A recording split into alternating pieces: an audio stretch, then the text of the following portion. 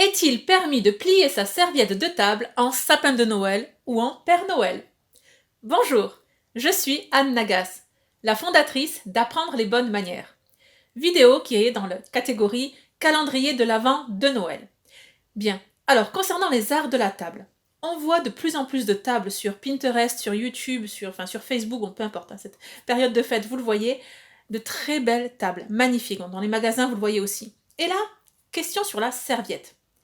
Donc, est-il permis de la plier avec pas seulement avec des motifs géométriques, mais en imitant un renne de Noël, un sapin de Noël, un Père Noël, un lutin de Noël, et j'en passe. Est-ce que c'est correct? Est-ce que c'est élégant? Est-ce que c'est suffisamment, sans peut-être dire le mot noble, mais en tout cas de bon goût, de bon ton? Réponse. Alors, il y a quelques années, dans certains de mes manuels, j'aurais dû peut-être vous les sortir, mais bon, pardon, j'ai plus la force de me lever. Mais dans certains manuels, je ne pense pas que ce soit celui de Nadine de Rothschild, mais enfin bon, dans les manuels de plus de 100 ans, c'était une aberration. Mais alors, hors de question de fricoter, de plier, de faire quoi que ce soit avec sa serviette de table. C'est inconcevable. Les temps changent.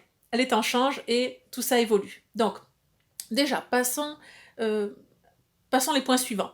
1. Il serait bon d'avoir une serviette en tissu. Voilà, une serviette en tissu et non en papier. Quoique, maintenant les serviettes en papier, en in-tissé, bon, pas très facile de s'essuyer les lèvres parce que c'est un peu rigide, mais c'est pas grave, en tout cas, on fait de très beaux pliages avec et c'est de très grandes serviettes. Pourquoi pas. Donc, ce serait bien d'avoir des serviettes en tissu. Sinon, en papier, pourquoi pas. Et oui, à mon sens, vous pouvez totalement, justement, c'est totalement admis et de bon goût.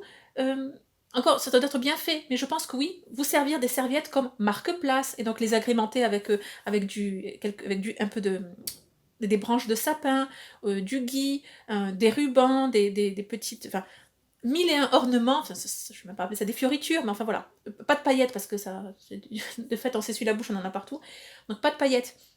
Mais pliez votre serviette. Oui, vous pouvez. Maintenant, je pense que la différence va se jouer dans le placement de la serviette. Je le rappelle, pour un déjeuner, vous placez la serviette dans l'assiette. Pour un dîner, vous la placez à gauche de l'assiette. Bon. Quand on parle de serviettes pliées avec des motifs reconnaissables, donc non symétriques, c'est pas que juste vous repliez quelques bords, ça vous pouvez le faire à gauche, mais quand vous en servez justement presque comme décoration de table, comme marque-place, où vous glissez également le nom de la personne qui va être assise à cet emplacement, il est préférable de mettre la serviette dans l'assiette. C'est peut-être plus joli d'un point de vue esthétique pour la table. Bon, sans que ce soit une règle générale et absolue. Le faux pas, à mon avis, serait le placement de serviette dans le verre. Voilà. Là, placer la serviette dans le verre, la coupe de champagne ou la flûte, enfin, ou le verre à eau, le verre à... Non. Ça fait trop restaurant, trop cantine. Je ne vais pas utiliser de qualificatif, parce que c'est un peu trop péjoratif peut-être. Mais non. D'autre part, pliage de serviette, mais à ce moment-là, qu'on se le dise, c'est des motifs de Noël. Donc on parle sapin de Noël, Père Noël, lutin, reine. Vous voyez ce que je veux dire? Par exemple, vous n'allez pas faire la fleur de lotus le soir de Noël. Ça n'a pas de sens, d'accord? Vous n'allez pas faire un origami le soir de Noël. C'est ça plutôt qui serait, oui, de mauvais goût. Enfin, de mauvais goût. C'est pas un faux pas colossal, mais c'est pas ce qu'on attend. C'est pas ce qu'on attend.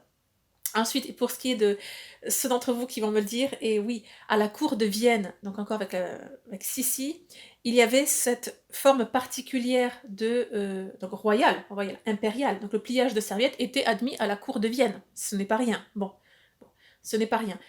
Oui, bon, c'est notre culture, c'est pas la culture française. Bien que ce soit aussi également arrivé dans la culture française, c'est une question de mode, ça aussi, et donc il y a plus de 100 ans, dans certaines cours royales, bien sûr, le pliage de serviettes était même codifié, il y avait un pliage royal de serviettes.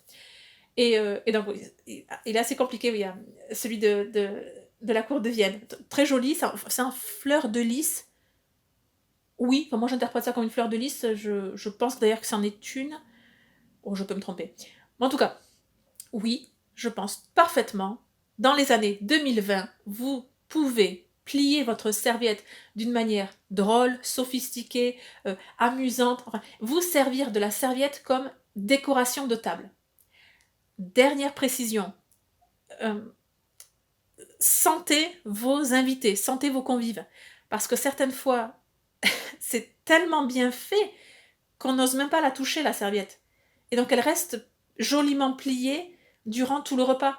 Mais la serviette, c'est tout de même, c'est un ustensile, il faut s'en servir pour s'essuyer, pour la poser sur les genoux, la déplier, et voilà. Donc si vous vous sentez, parce que ça arrive bien plus souvent que vous ne pouvez le penser, que certains veulent presque ramener cette belle serviette chez eux en souvenir, ayez des serviettes non pliées, comme ça, juste sous la main, pour leur passer discrètement, pour qu'ils puissent quand même, qu'ils aient de quoi s'essuyer les lèvres, la bouche, les doigts, durant le repas.